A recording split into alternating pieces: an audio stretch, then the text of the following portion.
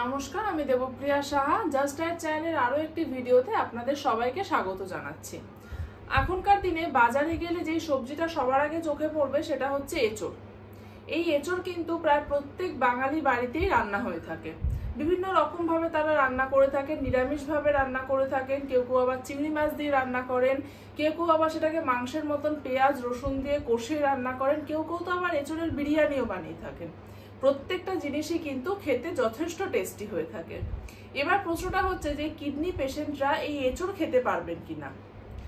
তাহলে এক্ষেত্রে আমি বলে রাখি যে কিডনি রোগীদের তো অনেক ভাগ রয়েছে, যেরকম নাকি ধরুন প্রাথমিক পর্যায়ে রয়েছে, কিছু অ্যাডভান্স স্টেজে যারা রয়েছেন তারা আছে, আবার ডায়ালিসিস পেশেন্টরা আছেন, আবার আছে কিছু ট্রান্সপ্লান্ট পেশেন্টরা।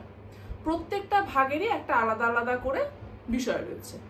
তো যারা নাকি ধরুন কনজারভেটিভ ট্রিটমেন্টে রয়েছেন কিন্তু একদম প্রাথমিক স্টেজে, মানে স্টেজ 1, 2, 3A এরকম স্টেজের মধ্যে রয়েছেন, ক্রিয়েটিনাইন তাদের মোটামুটি নর্মাল থাকে, কারণ প্রত্যেক কিডনি পেশেন্টই কিন্তু মাসে একবার করে পটাশিয়াম টেস্ট করিয়ে থাকেন অবশ্যই করে।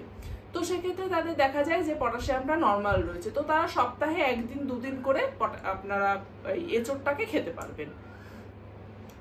আবার কিছু কিছু কিডনি পেশেন্টদের আছে এরকম যে যারা অ্যাডভান্স স্টেজে রয়েছেন, স্টেজ 4, 5 এরকমের মধ্যে তারা বিলং করছেন, কিন্তু তাদের ডায়ালিসিস শুরু হয়নি।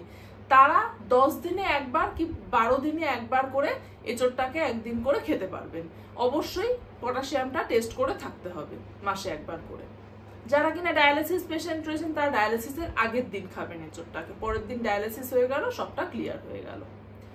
যারা নাকি ট্রান্সপ্লান্ট পেশেন্ট আছেন, যাদের ট্রান্সপ্লান্ট হয়েছে, তাদেরও কিন্তু পটাশিয়ামটা দেখা যায় যে নর্মালের মধ্যেই রয়েছে, তো তারাও মোটামুটি সপ্তাহে 1বার 2বার করে এঁচোড়টাকে খেতে পারবেন।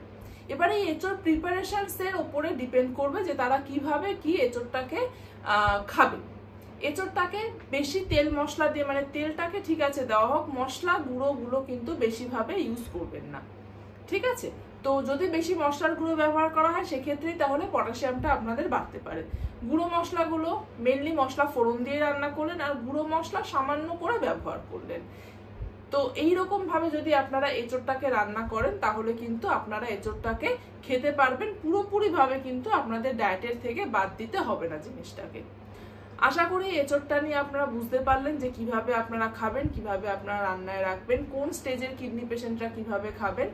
যদি আরো কিছু কোয়ারিজ থেকে থাকে অবশ্যই তাহলে আমাদের যে হোয়াটসঅ্যাপ গ্রুপটা রয়েছে সেখানে জয়েন করতে পারেন, সেখানে জয়েন করে কোয়ারিজগুলো করতে পারেন।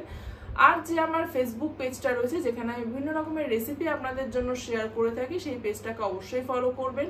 আর এই ভিডিওটা ভালো লেগে থাকলে অবশ্যই কিন্তু চ্যানেলটাকে সাবস্ক্রাইব করতে ভুলবেন না। আর হ্যাঁ, যদি কারো ডায়েট কনসালটেশনের দরকার হয় নিচের দেওয়া নাম্বারটাতে কিন্তু যোগাযোগ করে নিতে ভুলবেন না।